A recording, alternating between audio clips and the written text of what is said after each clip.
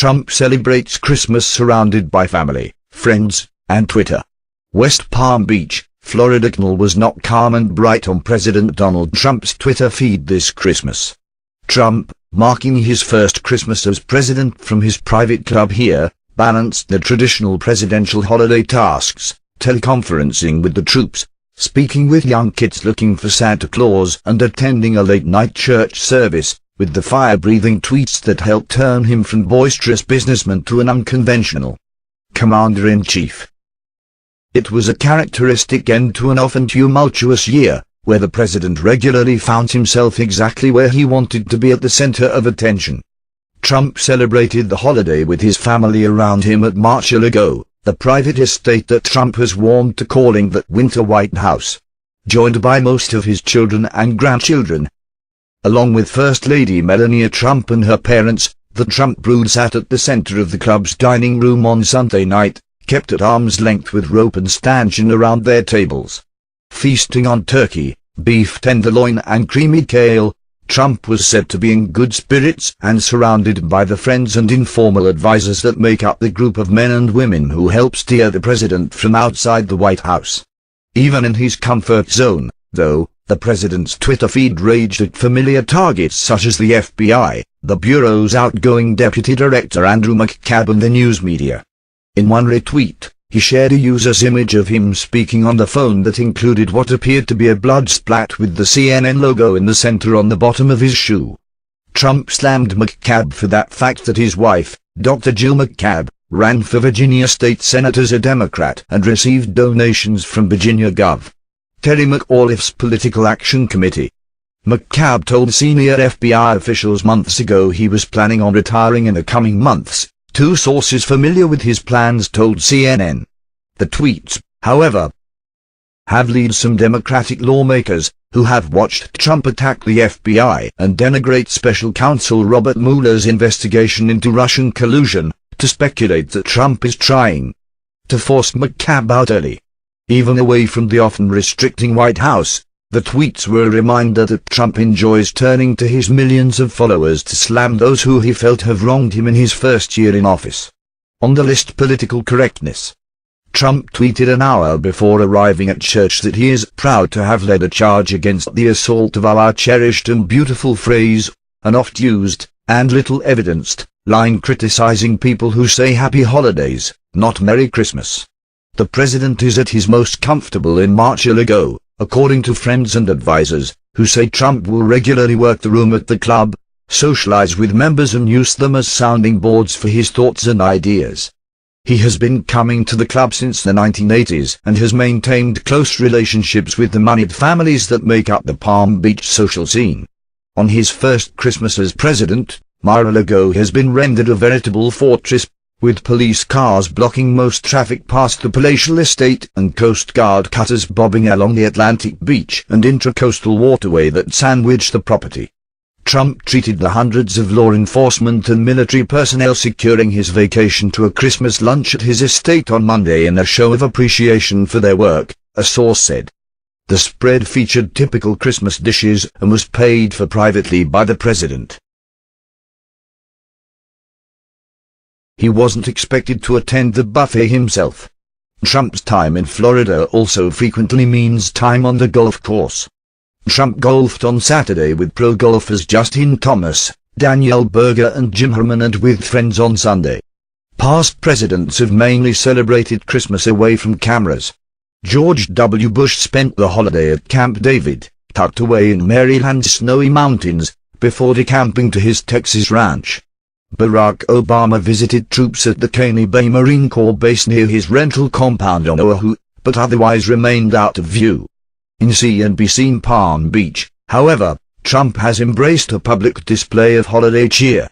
Cameras captured him seated in the vast Mar-a-Lago living room on Sunday morning addressing American troops deployed overseas.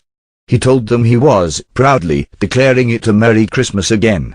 Later, the cameras returned to the same room, where Trump and the First Lady were posted up next to a towering Christmas tree, phoning children with updates on Santa Claus sleigh as tracked by the North American Aerospace Defense Command. After his Christmas Eve meal and a few after-dinner tweets, Trump's motorcade set off for the Bethesda-by-the-Sea Church, 3 miles north on Palm Beach Island. The site of Trump's 2005 wedding to Melania, the Gothic stone building was crowded with worshippers, who were politely chided to put away their camera phones as the president and his wife entered. Delivering his midnight homily, the rector made a reflective appeal. "Your words can have as much destructive potential as they do healing," the Rev. James Harlin told the congregation. "God's word is pure light." Thank you for watching. For the follow-up, subscribe to the channel yourself here. Having led a charge against the assault of our cherished and beautiful phrase, the proverbial war on Christmas, in which the holiday is under attack with even a Merry Christmas greeting frowned upon and the faithful fight to defend it. And first among them Trump. But is Trump really the hero here? Or was he always more of a bystander or worse? It depends on how many Christmases we look at. Christmas 1981, no trees allowed. In the 1980s, his political rise still decades away, Trump bought an old apartment building across the street from Central Park in New York that he hoped to tear down and rebuild as a high-rent tower.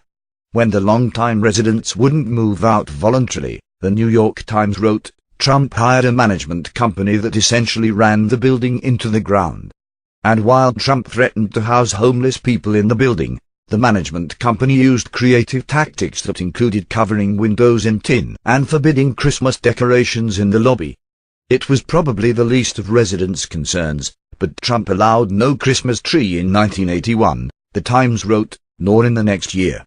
Trump vowed to end the war on Christmas. Here's how the White House is decorated this season. Christmas 1983, nowhere to go for the holidays. After 2 years of what New York Magazine called a Cold War between Trump's tenants and his managers, the Central Park building was a mess of hostility and broken appliances. A tenant representative finally wrote to Trump's management company in 1983, asking for permission to at least put up a Christmas tree. Many of the residents are very old and have nowhere to go, she wrote, the magazine reported. This will be their only chance to share in the holiday spirit. The company wrote back that in light of the tenants' complaints, it was quite difficult for management to feel that a relaxed holiday season spirit relationship exists at the building. Moreover, a Christmas tree might raise religious liberty concerns, it said. But the company offered to allow the tree with some conditions. The company would be held blameless in any claims related to the Christmas tree, and all decorations had to comply with government regulations. Here the accounts of Christmas 1983 somewhat diverge. New York Magazine wrote that tenant leader signed the contract and the Christmas tree went up, and the holiday spirit was saved. But the Times wrote that maintenance workers misunderstood the Christmas negotiations and put up a contract-less tree without permission, and that Trump's manager fumed but could do nothing. Christmas 1999, the Trump Tower Millennium Holiday Tree. The Trump Tower Millennium Holiday Tree, as described in the Seattle Post-Intelligencer and news releases, was a 45-foot perforated metal, gold-coated, fiber optic lighted tree-like structure unveiled at Trump Tower a month before the turn of the century.